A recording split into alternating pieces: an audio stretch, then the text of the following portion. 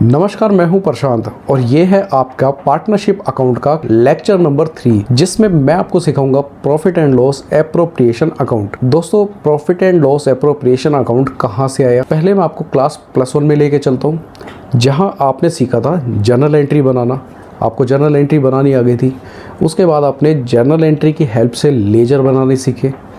फिर लेजर की हेल्प से आप ट्रायल बैलेंस बनाना सीखते थे और ट्रायल बैलेंस के बाद आप उस ट्रायल बैलेंस से फाइनल अकाउंट बनाते थे, trading account and profit and loss account. दोस्तों, जब सिंगल प्रोप्राइटर का बिजनेस होता है, जब एक व्यक्ति का बिजनेस होता है, तो ऐसे बिजनेस में एक ही व्यक्ति का प्रॉफिट होता है और एक ही व्यक्ति का नुकसान होता है। लेकिन जब पार्टनरशिप में आते हैं तो उसी प्रॉफिट को दो या दो से ज़्यादा लोगों के बीच में बांटा जाता है। जब दो या दो से ज़्यादा लोगों के बीच में बांटा जाता है तो उसके लिए एक अकाउंट बनाया जाता है, profit and loss appropriation account.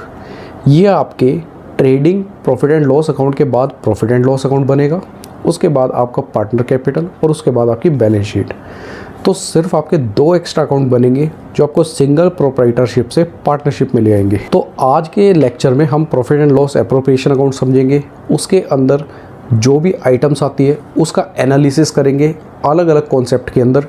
तो चलिए शुरू करते हैं आज का lecture number 3, concept number 3, profit and loss appropriation account. दोस्तों, जब आप क्लास +1 में थे तब आपने पढ़ा था प्रॉफिट एंड लॉस अकाउंट, जिसमें आप लिखते थे प्रॉफिट और यहाँ पे लिखते थे ऑल एक्सपेंसेस। जिसके बाद जब आप अपने ग्रॉस प्रॉफिट से सारी एक्सपेंसेस हटा देते थे तो आपको मिलता था नेट प्रॉफिट। ये नेट प्रॉफिट जब एक सिंगल प्रोप्राइटर का होता था तो ये सारा का सारा नेट प्रॉफिट सिंगल प्रोप्राइटर के अकाउंट में चला जाता था। जब बिजनेस में एक से ज़्यादा पार्टनर हो तो इस नेट प्रॉफिट को दोबारा बांटा जाता है। जिस अकाउंट के अंदर इस नेट प्रॉफिट को दोबारा बांटा जाता है उसे बोला जाता है profit and loss appropriation account. Profit and loss appropriation account के अंदर हम लिखते हैं नेट प्रॉफिट। ये वही नेट प्रॉफिट है जो आपका प्रॉफिट एंड लॉस से आया है। सिर्फ फर्क इतना है कि यहाँ पे इस प्रॉफिट को पार्टनर्स के बीच में बांटा जाता है और ये प्रॉफिट पार्टनर के अकाउंट में चला जाता है। अगर बिजनेस सिंगल प्रोप्राइटर का है तो आप सिर्फ प्रॉफिट एंड लॉस अकाउंट बनाएंगे।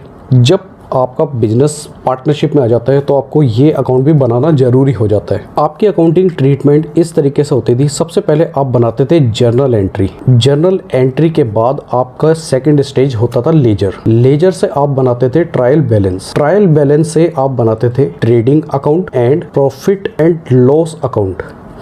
और इस trading and profit and loss के बाद फाइनली आपकी बैलेंस शीट बनती थी, जिसके बाद आपके अकाउंट क्लोज हो जाते थे। अब फ़र्क इतना है, जब आपका बिजनेस पार्टनरशिप में आएगा आपको ये सभी स्टेज फॉलो करनी पड़ेगी।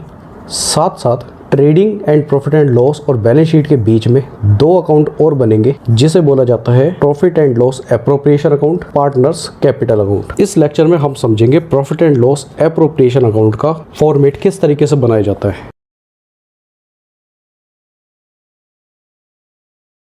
यहाँ हम लिखेंगे पार्टिकुलर, यहाँ रुपीस का सिंबल लगाएंगे पार्टिकुलर। आप इस अकाउंट के ऊपर लिखिए नॉमिनल अकाउंट। आपसे जब MCQ में पूछा जाता है तो आप बता पाएंगे ये नॉमिनल अकाउंट है। नॉमिनल अकाउंट इसलिए है, इसके ऊपर नॉमिनल अकाउंट का रूल अप्लाई होता है। नॉमिनल अकाउंट के रूल होते हैं कि सभी खर्चे आप डेबिट साइड में डालिए और सभी इनकम क्रेडिट साइड डालिए। ये डेबिट साइड है, ये खर्चे की साइड है, ये क्रेडिट साइड है, यहाँ इनकम की साइड है। टोटल 5 आइटम आपको इस अकाउंट पे लिखनी है। इन 5 आइटम के अलावा 6 आइटम इस अकाउंट में नहीं आएगी। पहली आइटम है टू रिजर्व, सेकंड आइटम है टू इंटरेस्ट ऑन कैपिटल। आप इसे इस तरीके से शो करेंगे। आपके अगर 2 पार्टनर है A और B तो आप इस तरीके से लिखेंगे A और B, दोनों का अमाउंट और उसका यहाँ पे टोटल। तीसरी आइटम है to salary account A B, to commission A B, और 5वीं आइटम है by interest on drawing A B। आप इस तरीके से लिखिए। अब हमने ये जितनी भी आइटम लिखी है ये सभी बिजनेस के पार्टनर के लिए इनकम होती है और ये बिजनेस के पार्टनर के लिए खर्चा होता है। देखिए, जब बिजनेस में एक पार्टनर पैसा लगाता है तो वो अपने पैसे पर ब्याज लेता है। ये एक पार्टनर की इनकम हो गई। लेकिन बिजनेस एक पार्टनर को जब पे करेगा तो बिजनेस के लिए खर्चा हो गया। Profit and loss account business का अकाउंट होता है, पार्टनर का अकाउंट नहीं होता। पार्टनर का जो अकाउंट होता है उसे बोलते हैं पार्टनर्स कैपिटल अकाउंट। इसी तरीके से सैलरी है और इसी तरीके से कमीशन है। जब कोई पार्टनर अपने बिजनेस से डिमांड कर देता है कि मुझे सैलरी चाहिए, कमीशन चाहिए, तो बिजनेस को उस पार्टनर को पे करना पड़ता है, जिसकी वजह से बिजनेस का ये खर्चा माना जाता है। जैसे बिजनेस आउटसाइडर को अमाउंट पे करता है उसी तरीके से पार्टनर को पे करेगा। इसलिए आउटसाइडर सभी आएंगे आपके प्रॉफिट एंड लॉस अकाउंट के अंदर, और जो पार्टनर्स आएंगे जो रियल में ओनर भी माने जाते हैं, उन्हें आप profit and loss appropriation account में दिखाकर उन्हें इज्जत देंगे। अब बात आती है इंटरेस्ट ऑन ड्राइंग की। जब पार्टनर बिजनेस से अमाउंट निकाल लेता है तो उसके बाद उसको बिजनेस को निकाले हुए अमाउंट पर ब्याज देना पड़ता है।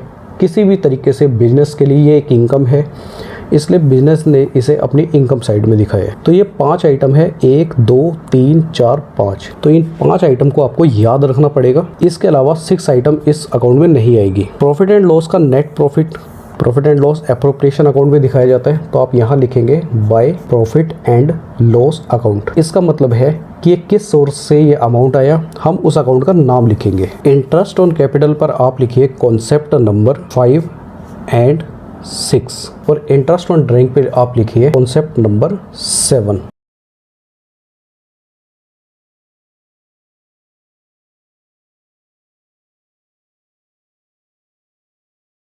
क्योंकि हम इनके ऊपर एक अलग से कॉन्सेप्ट कराएंगे।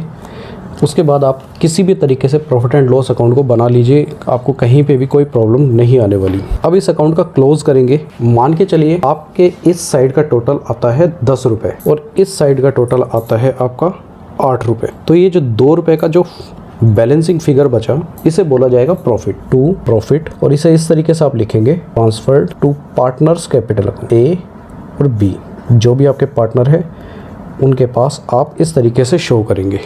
ये आपको फॉर्मेट को शो करने का एक तरीका है। अगला कॉन्सेप्ट लिखेंगे concept number 4, charge against profit, appropriation against profit. MCQ में इस तरीके के क्वेश्चन पूछ लिए जाते हैं कि चार्ज अगेंस्ट प्रॉफिट है या एप्रोप्रिएशन अगेंस्ट प्रॉफिट है, किसे बोला जाता है इन दोनों को। चार्ज को हिंदी में बोला जाता है प्रभार। प्रभार का मतलब होता है ऐसी लायबिलिटी जो आपको चुकानी ही पड़ेगी चाहे प्रॉफिट हो या ना हो। देखिए कैसे, जब एक पार्टनरशिप फर्म किसी बिल्डिंग में अपना बिजनेस कर रही है और उसे उस बिल्डिंग का रेंट देना पड़ता है, तो उस रेंट को बोला जाता है चार्ज अगेंस्ट प्रॉफिट।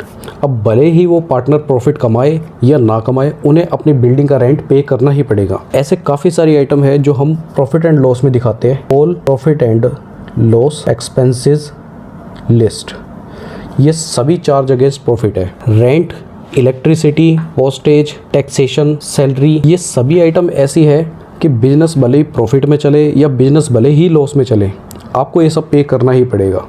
दूसरी बात आती है एप्रोप्रिएशन अगेंस्ट प्रॉफिट। इसे हिंदी में बोला जाता है समायोजन। मतलब समायोजन का मतलब होता है नियोजित कर लिया जाता है, प्लानिंग कर ली जाती है।